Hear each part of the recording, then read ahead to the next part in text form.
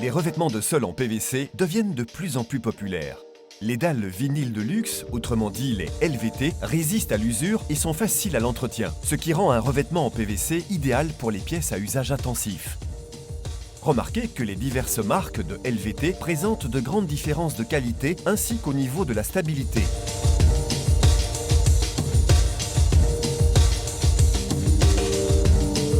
Pour un résultat final impeccable, le support doit être égalisé et parfaitement à niveau.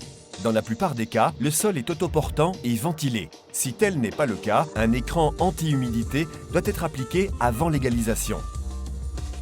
Veillez à ce que la température ambiante et l'humidité de l'air de la pièce soient normales et laissez les lames LVT s'acclimater pendant minimum 24 heures.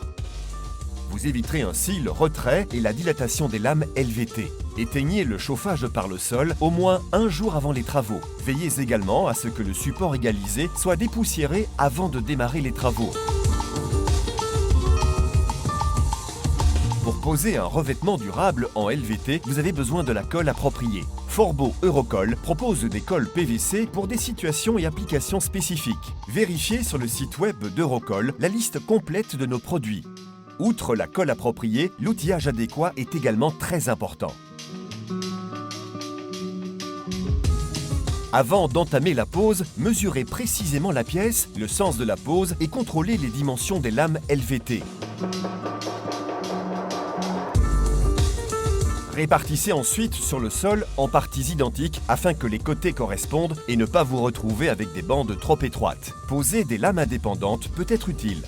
Placez ensuite un cordeau à tracer sur le sol. Commencez à poser les bandes à partir de cette ligne. Pour la réalisation de motifs spéciaux, il est judicieux de les dessiner préalablement à l'échelle.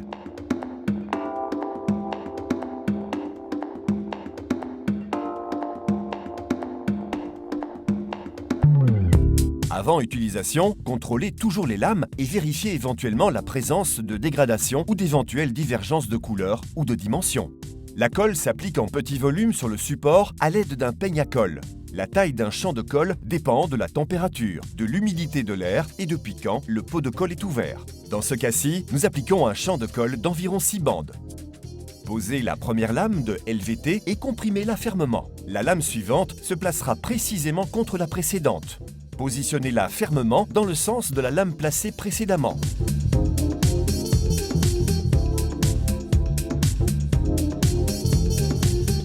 Veillez à ce que les lames soient posées selon un placement dit sauvage afin que les joints de tête ne se situent pas sur une même ligne. Vous pouvez éliminer directement les éventuels résidus de colle à l'aide d'un chiffon humide. Lorsque le champ de colle a été recouvert de lames en LVT, celles-ci doivent être soigneusement aplaties en longueur et en largeur. Du côté du mur, prévoyez un jeu de minimum 2 mm.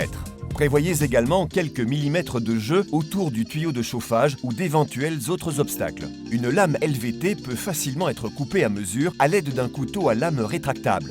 Dans certains cas, des accessoires peuvent s'avérer pratiques pour la découpe.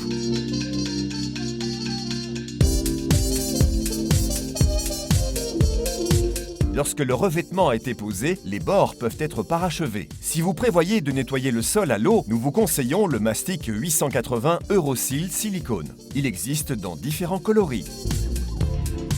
Le sol est à nouveau praticable après 24 heures. Attention, le sol ne peut être complètement utilisé qu'après 48 heures. Le chauffage par le sol peut également être rallumé après ce laps de temps. La remise en route du chauffage par le sol doit se faire par palier de maximum 5 degrés par jour. En cas de question, vous pouvez toujours contacter un de nos collaborateurs du centre de service.